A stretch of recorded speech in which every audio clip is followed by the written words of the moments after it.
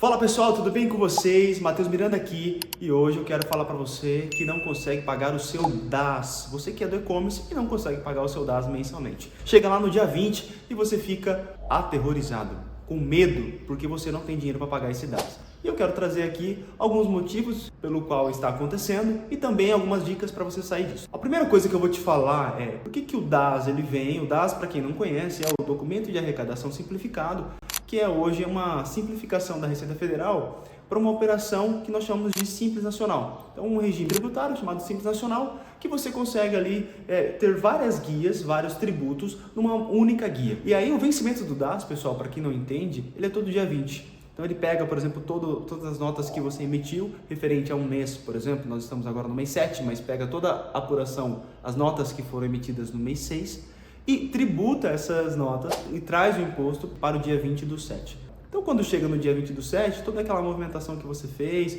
todo aquele faturamento que você teve, você acaba pagando ali referente ao mês 7. E aí, o que mais acontece, por que eu trouxe essa informação? Porque muitos não conseguem pagar e acabam não pagando de fato o imposto, porque não é uma prioridade para o empreendedor.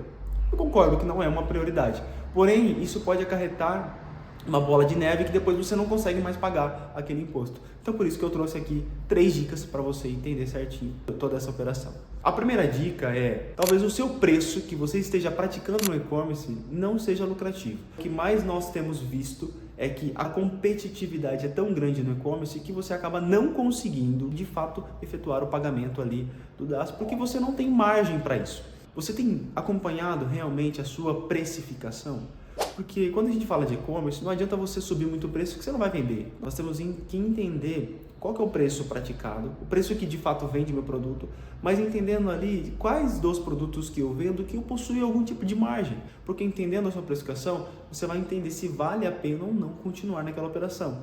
E olha só, pessoal, entender a precificação é entender de maneira analítica. Por exemplo, qual que é o preço da sua embalagem? Qual que é o preço do adesivo que você cola de etiqueta? Esses custos, essas despesas que fazem parte da sua operação precisam ser evidenciados para entender se você está tendo lucro ou não. A segunda dica, meu amigo, o que tem de e-commerce pagando imposto a mais. Por quê? Quando a gente fala de regime do Simples Nacional, a gente está falando de um regime que olha apenas o seu faturamento. Ele não olha se você teve ou não teve lucro. Ele não olha se você adquiriu algum tipo de empréstimo ou não. Muito diferente de outros regimes, como por exemplo o regime do lucro real. Ele consegue observar ali qual é a sua margem e tributar em cima do seu ganho, não em cima do seu faturamento. Porque faturamento, a gente sabe que faturamento é ego.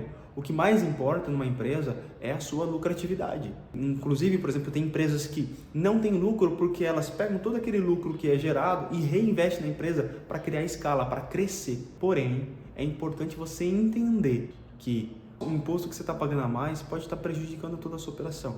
Eu tenho um caso aqui recentemente de um cliente que fatura entre média 350 a 400 mil por mês. Ele pagava em torno de quase 50 mil de DAS todo mês. Não tem como ele continuar, porque todo o lucro dele é para poder pagar o imposto. Não faz sentido o governo ganhar mais que você. Pô, Matheus, mas o Brasil é um dos países que mais paga imposto? Sim, é um dos países que mais paga imposto. Mas a complexidade da tributação é tão grande que a gente consegue, de uma forma que nós chamamos de elisão fiscal, ou seja, com planejamento tributário, escolher a melhor opção para nós. Então fique ligado quanto a isso, porque talvez o imposto esteja consumindo todo o seu lucro. Por último, meu querido, preste atenção. É até engraçado falar isso, mas você pegou empréstimo? Pô, se tá faltando dinheiro na tua empresa, se tu tá pegando empréstimo sem entender por que você tá pegando empréstimo só para suprir uma necessidade ali de pagamento de fornecedor, você tá enorme, meu filho, ladeira abaixo. O empréstimo ele tem que ser um recurso de terceiro para alavancar o seu negócio. Ah, Matheus, você não vivencia lá. Pô, lógico que eu vivencio, eu também tenho uma empresa. Tenho uma empresa de contabilidade, tenho uma empresa de consultoria tributária. Ou seja, eu também vivencio essas questões de uma maneira diferente. E tenho buscado conhecer profundamente as dores dos nossos clientes que são clientes de e-commerce. Mas pegar empréstimo, eu tenho clareza, você pegar um empréstimo sem ter uma ciência do porquê que você está pegando, é a pior furada do mundo. A gente tem uma cliente aqui, que essa cliente, ela paga de empréstimo quase 30 mil. E aí, nós conversando, ela não está tendo lucro. Claro que ela não está tendo lucro, porque ela pegou um empréstimo e esse empréstimo está consumindo todo o lucro dela. Então não faz sentido algum você pegar empréstimo sem ter ciência do porquê que você está pegando aquilo. ou do motivo que a empresa, olha só, toda empresa ela precisa de caixa, não precisa, para poder operar? Deixa eu só explicar para você. Isso aqui, imagina que isso aqui é o capital de giro, certo? Aqui no capital de giro, o que que é? Esse é o montante necessário para você operar uma empresa. Então aqui você recebe, você paga o fornecedor, paga a despesa, recebe de novo. Então o capital de giro é o montante necessário para você operar uma empresa. Imagina que isso é algo redondo mesmo. Então você vai, é o montante necessário para você rodar a operação. O que que acontece? Se você está faltando caixa aqui, dinheiro, é porque talvez está entrando menos dinheiro e saindo mais dinheiro. Então por que está saindo? Fluxo de caixa. Demonstração de fluxo de caixa é onde a gente observa o que está entrando e o que está saindo. Em um mês que nós fizemos de uma cliente o fluxo de caixa, a gente entendeu que estava saindo mais dinheiro do que entrando. E por que que isso está acontecendo? Porque tem mais despesa, a empresa ela está em prejuízo, ela está vivenciando um momento de prejuízo. Então aí, óbvio que ela precisa de caixa. Então não pegue um empréstimo se você não tiver ciência do que você vai fazer. Porque você vai pegar empréstimo e depois cai de novo e aí a operação acabou tudo de novo. Aí você precisa de mais dinheiro. E aí não tem mais dinheiro. Então toma cuidado com isso. Espero que você tenha gostado, meu querido. Por favor, dá um curtir aqui ou comenta. Pô, seria muito importante para mim. Beleza? Tamo junto!